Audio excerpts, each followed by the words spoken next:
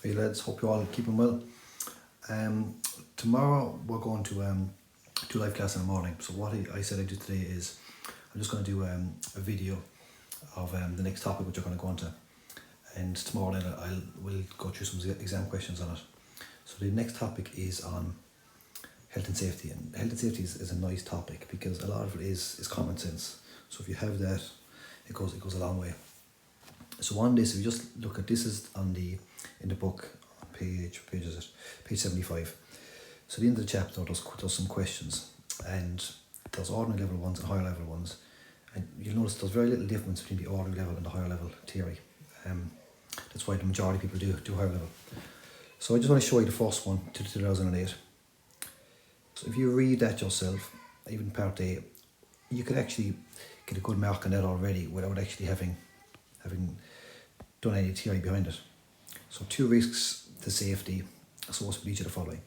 So putting a heavy concrete sill up in the second story of a house, putting pipes in a deep trench, and excavating in an area where there are underground electrical cables. Excavating means digging. So digging in an area where there are underground cables.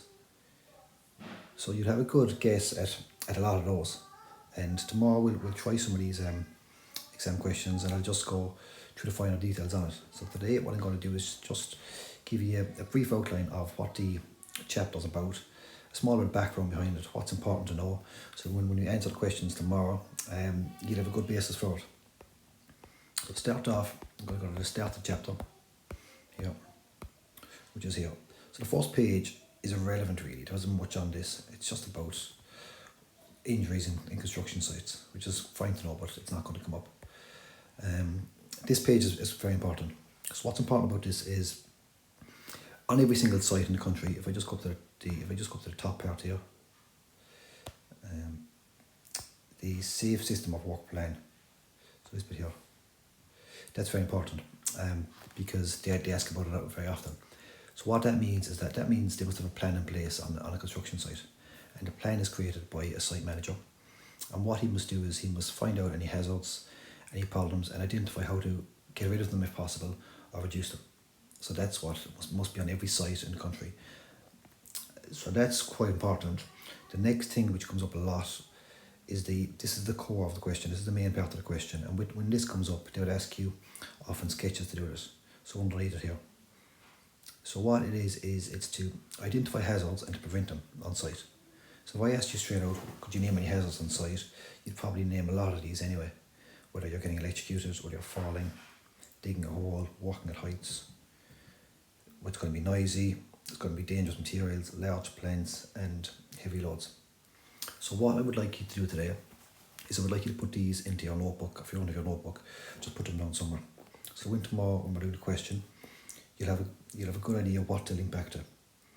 So what they often ask for is, what are the problems, which is hazard identification and prevention, and how do you get rid of them? And this is how you get rid of them here. So the first thing is 1, eliminate the risk, get rid of it if possible. Or change it, number 2, change it to a lower risk if you can't get rid of it. Isolate it so it doesn't cause any more problems. Use controls and wear protective equipment. So an easy one would be like, if you just take the classroom, if you're using a drill in the classroom, and if the pillow drill, all of a sudden, there was a loose cable in it and someone went up to touch it and they got electrocuted. So what would you do is you would isolate the hazard, you would make sure that no one else uses it, you'd use controls to fix it so you don't change where the issue is, and wear protective equipment. So when you're using a drill, you'd always have your goggles on. If it's very loud, you'd have earmuffs on, or you'd have, whether you wanted to, in a site as well, if we use something heavy, you could have your steel toe cap boots. So what I want you to do is just take a bit of time, write that down, your Safe System of Work plan, your hazard identification and prevention. So just to, I'm just going to move on, but you can pause this video. So the next page here, the safety signage, that just tells you what signs are on the site. That's nice to know, and a lot of it is very obvious. There's 3 different types of signs. There's red signs, there's yellow signs, 4, blue and green. So the red ones are the warning signs. So no smokings, no entry, no parking. The yellow signs are of risk, So whether it's high voltage, whether it's chemical materials being used, electrical hazards. Blue is things that you have to have. So you have to have PPE, means personal protective equipment. So that would include your goggles, your hat, your steel toe cap boots, your safety gloves. And green is safe condition signs, so exit, and so on. So that doesn't come up in the question ever, but it's just something that they want you to know. So what does come up is this. I want you to take a note of this. PPE. PPE means nothing to a lot of you, but what it is it's short for personal protection equipment, and that is the safety goggles and equipment that you use on site. So make a note of that and just write down some of these here, because that comes up every single year in this part of it. So moving on here onto this one. This is just to do with a general site. If there's electrical tools being used, a lot of it is, this happens in the classroom as well. It's this yellow box over here, that's called a transformer. And when the voltage goes to the socket in the wall, it's 220 volts in every house in Ireland.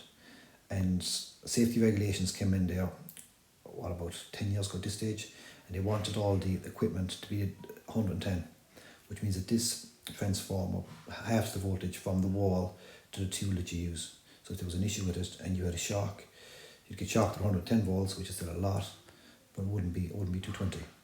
So that, if you notice that all the tools that you use have got this sort of socket on it, they don't have the 3-pin, because if the 3-pin was going into the socket on the wall, it'd be 220, whereas when it goes through this box, the transformer, it's 110. So that steps down the voltage. A transformer can also step up voltage. I'm not going to go into great detail because it's not important.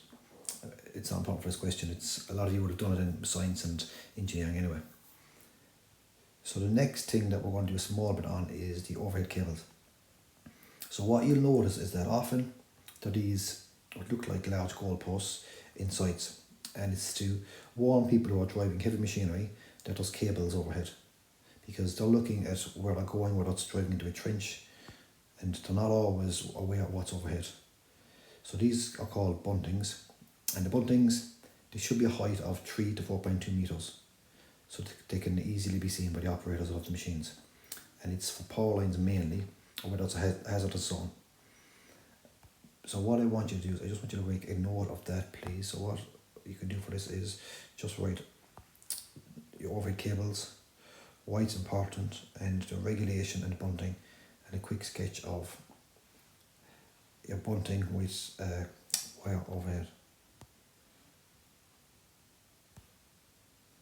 So what we're going to be doing tomorrow is that for this question, if I just show you some of the more recent exam questions on this, which I have here. This is the one from 2020, which there was no leaving cert last year, but for those who weren't happy with their grades and wanted to go back and do it, this question came up, and it's a nice question if it does come up. So what they ask you is about scaffolding here, which is the part A, and the part B is about your health and safety officer. So 3 responsibilities of a health and safety officer. Will they have to come up with the safety plan? One thing. They'd have to update it, they'd have to assess the risks. So that's linking to what we just spoken about. If you look at the following year, the year before, it's about excavating, and the one before that is about ladders.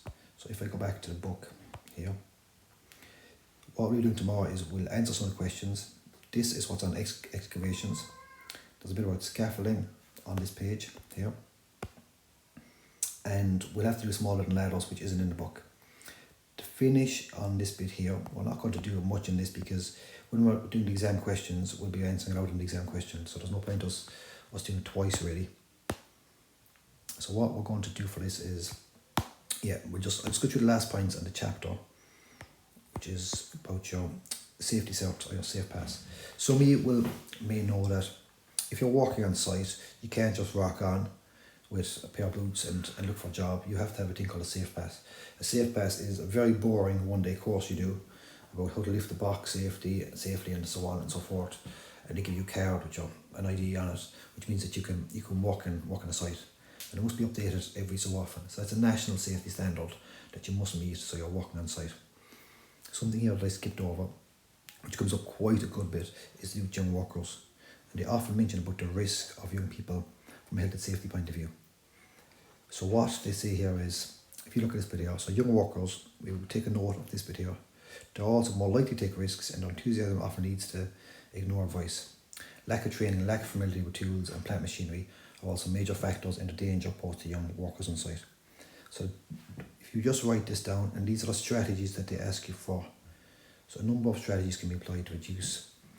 They do a buddy system, which is pairing with more experienced workers, as a buddy system, as they say there. So it offers young worker supervision and mentoring. So frequent site safety meetings, appraisal of work carried out, and provision of training are other steps that can be taken to improve young workers on site. And what they actually do sometimes as well is they have a sort of a card system. So it's like 3 strikes and you're out.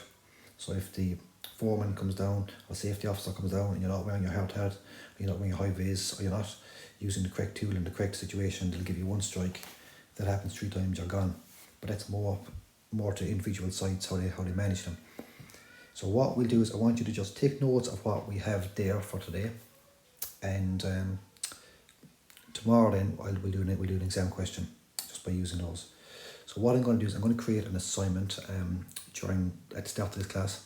So if you could have this done by the end of this class, so I'll put up a time of say 4 o'clock, so slightly after that, whenever you get down on that time, submit to me. Okay, take care, I'll chat to you tomorrow.